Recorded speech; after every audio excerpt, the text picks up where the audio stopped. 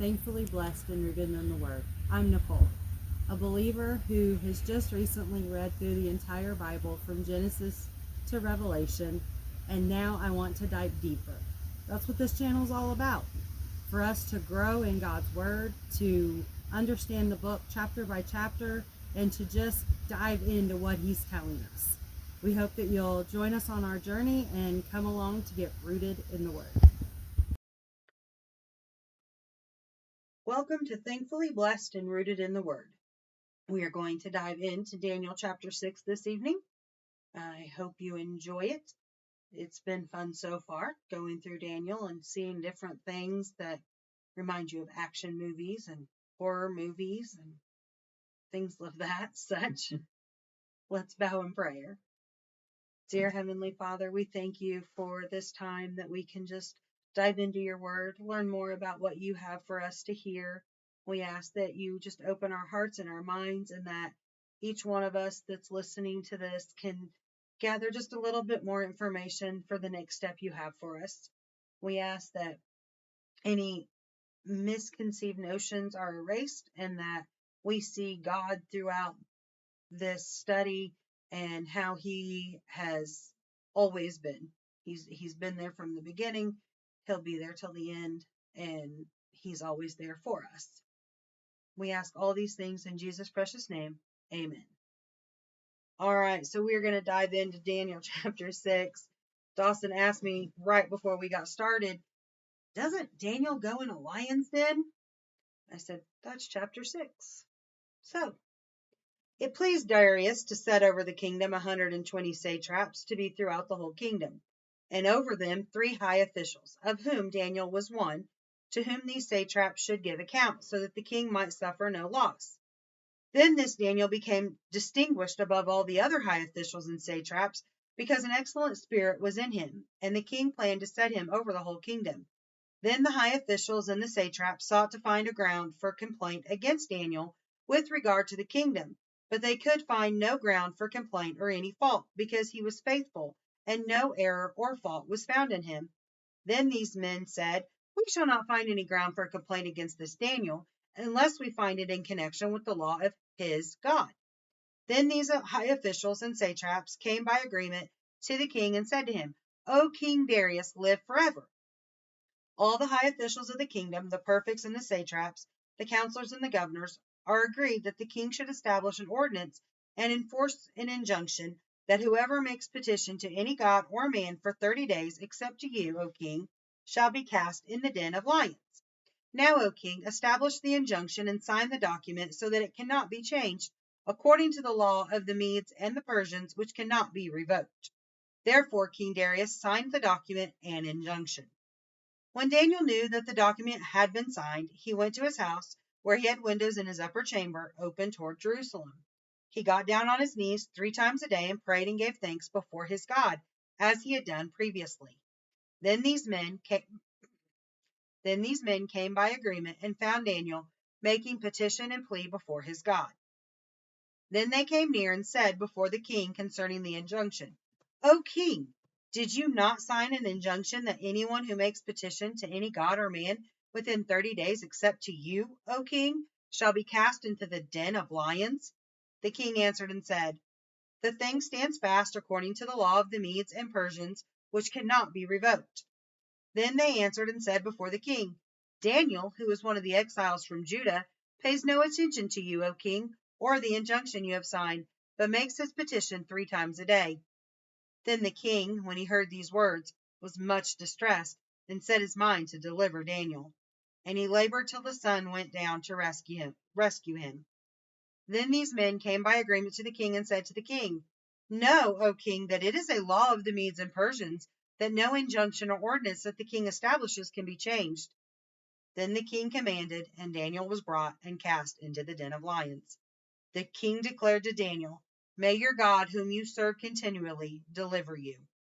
And a stone was brought and laid on the mouth of the den, and the king sealed it with his own signet and with the signet of his lords, that nothing might be changed concerning Daniel. Then the king went to his palace and spent the night fasting. No diversions were brought to him, and sleep fled from him. Then at break of day the king arose and went in haste to the den of lions. As he came near to the den where Daniel was, he cried out in a tone of anguish. The king declared to Daniel, "O Daniel, servant of the living God, has your God whom you serve continually been able to deliver you from the lions?"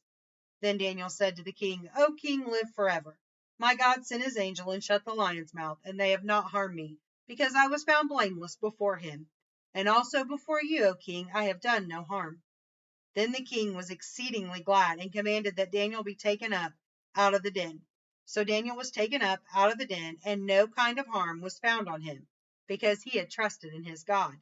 And the king commanded, and those men who had maliciously accused Daniel were brought and cast into the den of lions, they, their children, and their wives. And before they reached the bottom of the den, the lions overpowered them and broke all their bones in pieces. Then King Darius wrote to all the peoples, nations, and languages that dwell on all the earth, "Peace be multiplied to you. I make a decree that in all my royal dominion people are to tremble and fear before the God of Daniel, for he is the living God, enduring forever. His kingdom shall never be destroyed, and his dominion shall be to the end. He delivers and rescues, he works signs and wonders in heaven and on earth. He who has saved Daniel from the power of the lions." So this Daniel prospered during the reign of Darius and the reign of Cyrus the Persian. What do you think about that? I think it is different than the rest of, sort of different than the rest of Daniel. How? Well, and all the other and everything else that we've had in Daniel, except for, well, even in Nebuchadnezzar when it was his words, kind of. Mm-hmm. It's all been about God trying to prove to the king that he exists, and where this one's not really. The king's not disagreeing that he exists already, but he is amazed by his power. Okay. Completely different king, completely different nation. Right. But I'm just saying, it's completely different kind of things so far in Daniel. So this takes reign shortly after Belshazzar's reign. It's after Babylon fell to Persia. Daniel, now an experienced statesman, receives visions in Babylon while by the river. Oh, sorry, I'm on week 7. That's not right. I was like, what river were we talking about? Sorry. So this is during the early Persian period after Cyrus the Great conquered Babylon. Darius the Mede is appointed ruler over Babylon, historically debated, possibly a governor under Cyrus. And Daniel now serves as a high-ranking official in a new government. Darius establishes 120 satraps. These were regional governors and 3 administrators over them, and that included Daniel. Daniel's integrity provokes jealousy among the other administrators. Laws in the Persian Empire were irrevocable once enacted, even by the king.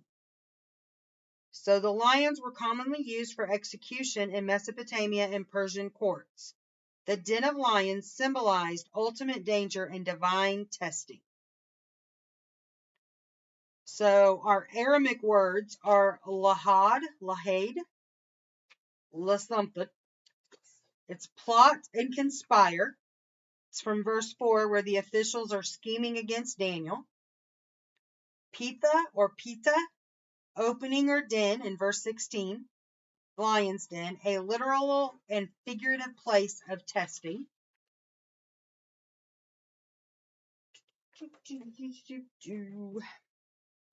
Shaddai, Almighty, verse 26. God's title emphasizing supreme power over even Persian laws.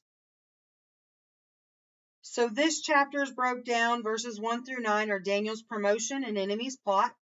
Verses 10 through 18, Daniel's obedience and arrest. Verses 19 through 23, God's deliverance.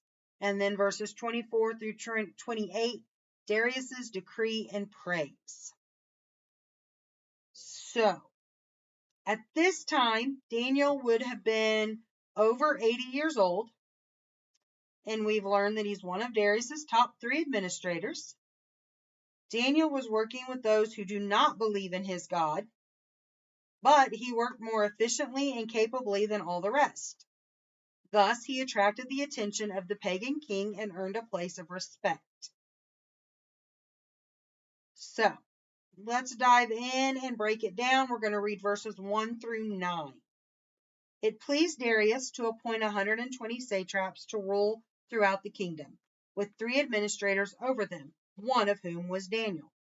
The satraps were made accountable to them so that the king might not suffer loss. Now Daniel so distinguished himself among the administrators and the satraps by his exceptional qualities that the king planned to set him over the whole kingdom. So at this, the administrators and the satraps tried to find grounds for charges against Daniel in his conduct of government affairs, but they were unable to do so. They could find no corruption in him because he was trustworthy and neither corrupt nor negligent. Finally, these men said, "We will never find any basis for charges against this man, Daniel, unless it has something to do with the law of his God." So these administrators and satraps went as a group to the king and said, "May King Darius live forever. The royal administrators, prefects, satraps, advisors, and governors have all agreed that the king should issue an edict and enforce the decree that anyone who prays to any god or human being during the next 30 days, except to you, your majesty, shall be thrown into the lion's den. Now, your majesty, issue the decree and put in writing so that it cannot be altered, in accordance with the law of the Medes and Persians, which cannot be repealed." So King Darius put the decree in writing. So, what's going on here? Jealousy. Jealousy. You're right. Wholeheartedly. Lots of jealousy. But here's the thing. Did Daniel have enemies? I guess so. Okay. Did he make those enemies? Nope. But he he didn't do anything that would make me think he made them his enemy. He just did what he was supposed to. Right. He didn't do anything wrong. He just did everything right. Yeah. And he did it well. Yeah. He wasn't lazy. He wasn't he didn't play favoritism and let the exiles get away with things. He made everybody follow the law. He was just and honest and hardworking. As he has been. Okay. So jealousy comes into play. What do they decide they're going to do first? Because they're jealous. The first thing they do is try to find something against him. Try to find something against him. Did they? Nope. No, there's nothing they can find against him. Like I said, he was trustworthy. He was honest. He did well. He hardworking. So what did they do? I don't know. So did they write up the law and just have the king sign, or did the king made this law because they asked him to? I don't really understand this. It says, "Your Majesty, issue the decree and put it in writing so that it cannot be altered, in accordance with the law of the Medes and Persians." So the king wrote it. So, but they came to the king to get him to write a law that would easily trap Daniel. And the law had to go after what? It couldn't go after Daniel. Went after God, I guess, because it was not able to worship any other god but the king or any person or anything other than the king. And it even was included with, "and shall be thrown in the lion's den." Right. Like it wasn't just put to death by the king's accord. It was, or if the king said or not, like it was in the lion's den. Right. It was very specific. Yeah. So in my notes it says, "In Babylon, the king's word was the law. In Medo-Persian Empire, however, when a law was made, even the king couldn't change it. Darius was an effective government administrator, but his fatal flaw was pride. By appealing to his vanity, the men talked Darius into signing a law, effectively making himself a god for 30 days. This law could not be broken, not even by an important official like Daniel." So a neat thing that we'll have to remember when we get there is I guess there's another example of an irrevocable nature of the laws of the Medes and Persians in Esther, chapter 8, verse 8. We ain't gonna remember that. I'll probably not. I'll have to make a note. Unless we just somehow see this video. All right, so now back to verse 10. Let's see, did we miss anything in 1 through 9? Daniel excels above all administrators due to his integrity. Envious officials convinced Darius to issue a law. No one may pray to any god or human except the king for 30 days. And Daniel's obedience to God sets up conflict with human law, which I think that's going to be important. What? It's a human law. Right. I mean. Okay. Yeah. Now we're going to do verses 10 through 18. Now when Daniel learned that the decree had been published, he went home to his upstairs room where his windows opened toward Jerusalem. 3 times a day he got down on his knees and prayed, giving thanks to his God, just as he had done before. Then these men went as a group and found Daniel praying and asking God for help. So they went to the king and spoke to him about his royal decree. Did you not publish a decree that during the next 30 days, anyone who prays to any god or human being except to you, your majesty, would be thrown into the lion's den? The king answered, the decree stands in accordance with the laws of the Medes and Persians, which cannot be repealed. Then they said to the king, Daniel, who is one of the exiles from Judah, pays no attention to you, your majesty, or to the decree you put in writing. He still prays 3 times a day. When the king heard this, he was greatly distressed. He was determined to rescue Daniel and made every effort until sundown to save him. Then the men went as a group to King Darius and said to him, remember, your majesty, that according to the law of the Medes and the Persians, no decree or edict that the king issues can be changed. So the king gave the order, and they brought Daniel and threw him into the lion's den. The king said to Daniel, may your God, whom you serve continually, rescue you. A stone was brought and placed over the mouth of the den, and the king sealed it with his own signet ring and the rings of his nobles, so that Daniel's situation might not be changed. Then the king returned to his palace and spent the night without eating and without any entertainment being brought to him, and he could not sleep.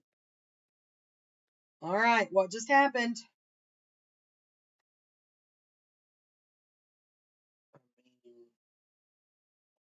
Since where you start at. Start at the beginning. That's 10. We start with them obviously already knowing Daniel was going to do that no matter what the law was. Right. And then tattletales. Okay. So my notes say Daniel stood alone. Although he knew about the law against praying to anyone except the king, he continued to pray 3 times a day as he always had. Daniel had a disciplined prayer life. Daniel made no attempt to hide his daily prayer routine from his enemies in government, even though he knew he would be disobeying the new law. Hiding his daily prayer would have been futile because surely the conspirators would have caught him at something else during the month. Also, hiding would have demonstrated that he was afraid of the other government officials. Daniel continued to pray because only God could provide the guidance and strength that he needed during this difficult time. So it says, lions roamed the countryside and forest in Mesopotamia, and the people feared them and greatly respected their power. Some kings hunted lions for sport. The Persian captured lions and kept them in large parks where they were fed and attended. Lions were also used for executing people. But God has ways of delivering his people that none of us can imagine.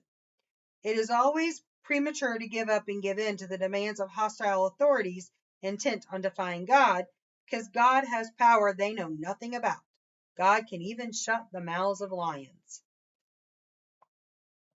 I thought it was pretty neat that the king was trying to find a way to get Daniel out of it. Yeah, he favored Daniel, which I don't really. I guess just because he was a hard worker, maybe that's why. Because, I mean, it doesn't really say why he might have a reason to favor Daniel. Because, come on, he's the third. He's one of the 3 highest government officials under the king. The king's going to work closely with him. He's going to to get in that True. position, I mean, he had to have learned who Daniel was. Yeah, but I mean,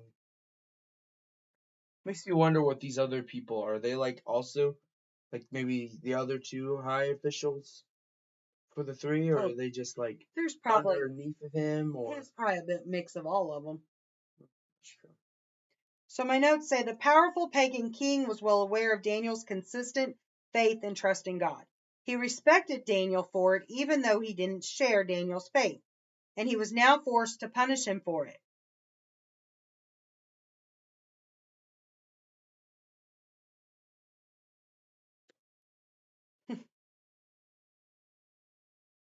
I thought it was kind of cool that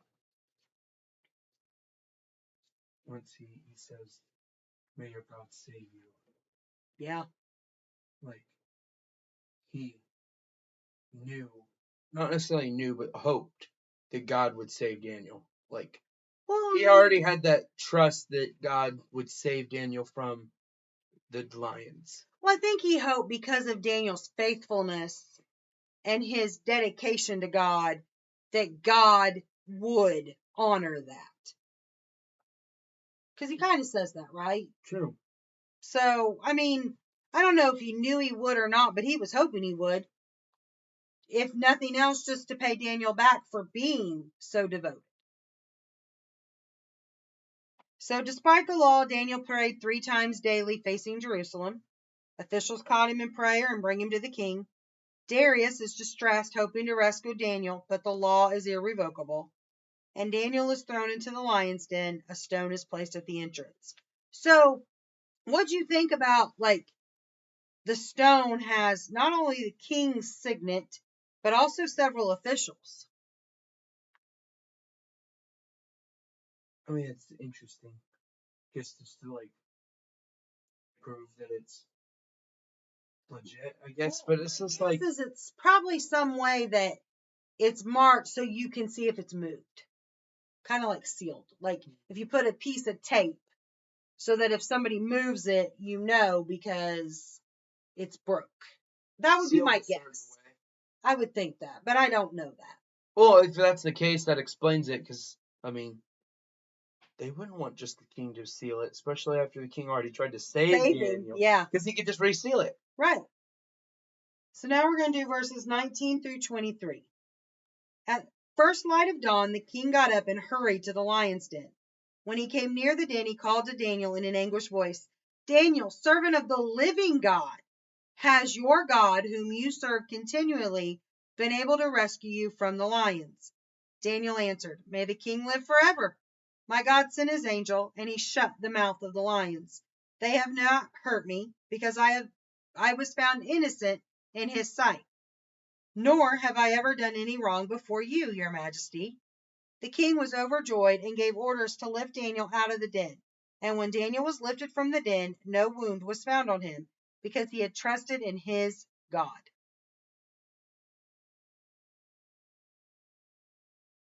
Thoughts? The king rushed to Daniel, which was kind of interesting. At first light. First, he's sitting there hoping that Daniel's alive. Well, and I mean, Because I'm not saying God couldn't do it, but I think it's pretty impressive that from the moment he found out, he dragged it out till night. And then after being in there overnight, at first light, he goes running, hoping that he could quickly get him out if he was still alive, so there wasn't a chance the lions would get him. I think it's kind of funny is most lions hunt at night. That's when they hunt, is during the night. Okay. So they should have been hungry. They should have been hungry, but And then I love that he says, servant of the living God. Yeah, like that's the first. There might be lots of gods, but living God. Yeah. Like this isn't just Daniel's God anymore. This is the living God. Yeah, it's the living God. Why do you think they call Daniel's God the living God? I know why we do, but why do you think they did? Because they have the same thing. They have multiple gods, and maybe he just doesn't believe in the other one. Like he doesn't believe they're living. So he says, We know they're not living. we know. No, throughout these 6 chapters. Well, there's been lots of proof 5. against them. Right. So, like, it's a man speaking for them, where Daniel's, I don't know this, but God does. Right, and I think he's one of the people who's realized that. That's why he says, living God. That is pretty cool that it's like a distinction. Anything else? No, not really. Okay. Daniel trusted him, but that's pretty So obvious. King Darius spends the night fasting. At dawn he calls out. Daniel is unharmed. God shuts the mouths of the lions, a miraculous act showing divine protection.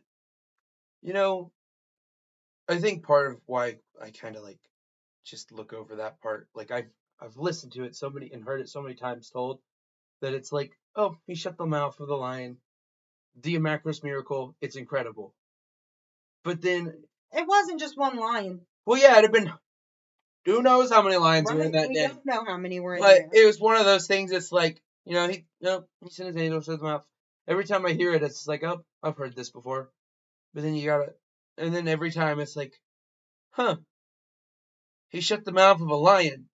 Yeah. A full-grown lion that could, it's like twice the size of Daniel probably.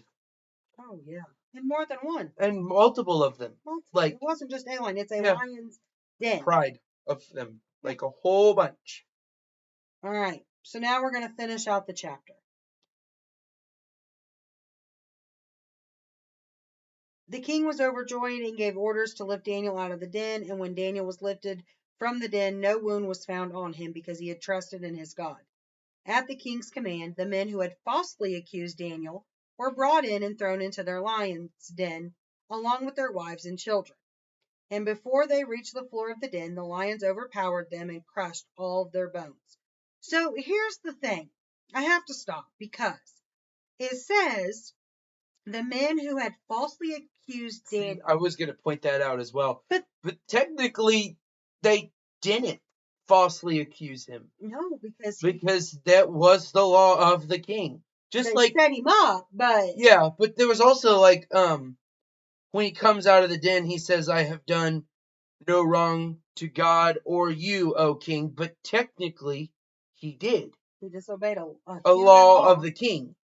Yeah. Right. But that's not what the king says here. But I mean, and not only that, but I think as it's looked at here, it's one of those. It's not. It's like one of those. It's a made up. It was made up just for that. Yes. And it's not into the king. Maybe it's this in his mind. It's I didn't really realize what they were. Yeah, doing. And you've done no wrong to me, Daniel. Yeah. Yep. I mean, he's had to realize as soon as they brought up Daniel, that was their whole plan. Because it says he knew about Daniel and his faith. Like yeah. But he didn't think about that when he made the law. Yeah. And then it was like, wait a minute, you guys purposely did this because you knew it would get him thrown in there. Yeah. You know, why we're also stopped and we've just covered it. Something else I think is kind of interesting is he doesn't just throw the men who was against him. He throws their whole family into the den. His family was punished. Yeah. Yeah. That's what I was like, So, in accordance with the Persian custom, this cruel punishment was transferred to those who had conspired against the king by provoking him into an unjust action. Again, it notes going back to Esther. The king's great anger resulted in the execution of the evil officials and their families. Evil deeds often backfire on those who plan cruelty. And that's from Psalms chapter 7, verses 14 through 16. Let's go to that. That seems important. I don't want to go to Esther because with Esther, you really are going to have to read. Esther could be a while. That's true too. But, I mean, it's all about how it goes in order and there's a lot to it. So Psalms chapter 7, verses 14 through 16. It says, "Behold, the wicked man conceives evil and is pregnant with mischief and gives birth to lies. He makes a pit, digging it out, and falls into the hole that he has made. Fair enough. That's pretty cool. I mean, that's basically what this says right here, Oh, basically. wait, there's more. His mischief returns upon his own head, and on his own skull his violence descends. You know, it's like some people say karma is real. That's kind of what that is. That's Yeah. like karma. Yeah, the Bible says, and then here's the I thing. mean, it's not really karma, but The Bible says if you do evil, most likely it's going to come back to bite you. well, I mean, that goes back to what your heart's like. Yep. And evil follows. So then King Darius wrote to all the nations and peoples of every language in all the earth, "May you prosper greatly. I issue a decree that in every part of my kingdom people must fear and reverence the God of Daniel. For he is the living God, and he endures forever. His kingdom will not be destroyed. His dominion will never end. He rescues and he saves. He performs signs and wonders in the heavens and on the earth. He has rescued Daniel and from the power of the lions." So Daniel prospered during the reign of Darius and the reign of Cyrus the Persian. So, this is saying, like, right after all that, the king's like, oh, and by the way, everyone shall now fear and know Daniel's God. My note says Nebuchadnezzar had come to believe that Israel's God was truly powerful because of the faithfulness of Daniel and his friends. Here, Darius was convinced of God's power because Daniel had been faithful and God had rescued him. Although Daniel was captive in a strange land, his devotion to God was a testimony to powerful rulers. And it always was. Yeah, the whole time. As was Shadrach, Meshach, and Abednego's. Right. So the way they chose to live their life, by being honorable, trustworthy, hardworking, dedicated, they followed I think this the laws of the land as long as it didn't interfere with God's commands. I think the biggest one is they were not afraid to show their faith. Nope. No matter the penalty of even death, they were not afraid. Right. But you have to be an upstanding. As long as you're following God and you're following. Yeah, but it also goes back to as long as you're following God, what else matters? Well, Like, it I get that there's like, we also have the government and like all that stuff, but you have to follow. You have to be Christians too. Like, you always honor God.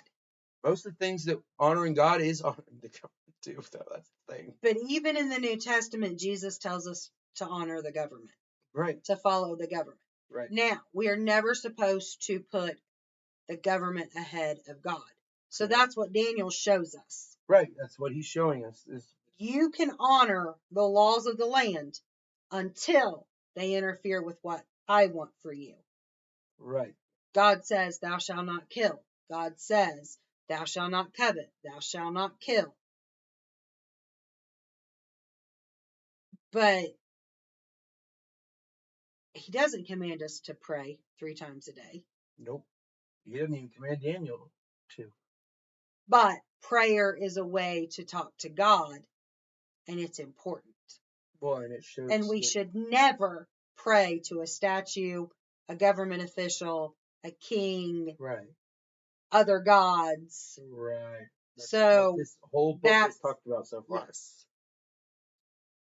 So Daniel finishes out in chapter 6 with Daniel's accusers are thrown into the den, killed by the lions, but not only are their accusers thrown in, but their whole entire family pays for their evil ways. King Darius issues a decree. All must fear and reverence the God of Daniel, You know which what is I think pretty is funny? cool. What? Every time they talk about like God, they say the God of Daniel or the God of Shadrach, Meshach, and Abednego. They don't say the God. Right. This one says the living God. Well, yeah, but when he sends out his, The living God of Daniel.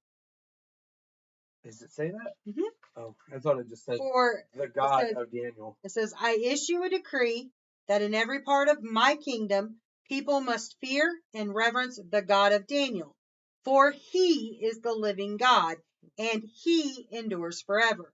His kingdom will not be destroyed. His dominion will never end. He rescues and he saves. He performs signs and wonders in the heavens and on the earth. He has rescued Daniel from the power of the lions.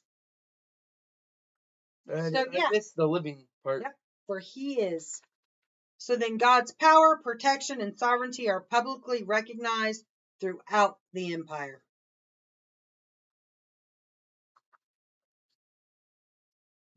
Pretty cool. Yeah.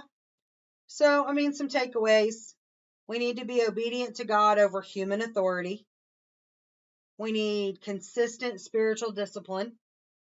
So if that's praying 3 times a day, if it's getting in your Bible, just consistent spiritual discipline.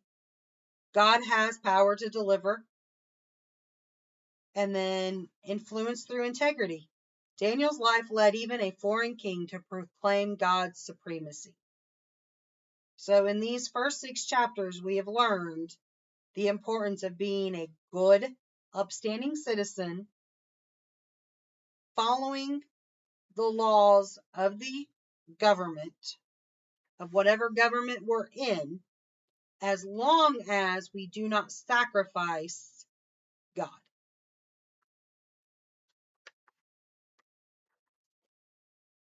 All right, anything else? Nope. All right, then I challenge you to really look into this chapter. Thank God for his protection and guidance in trials. Ask for courage to obey God faithfully, even under pressure. And pray for influence through integrity in work, family, and community. And we will see you guys on Wednesday. Good night.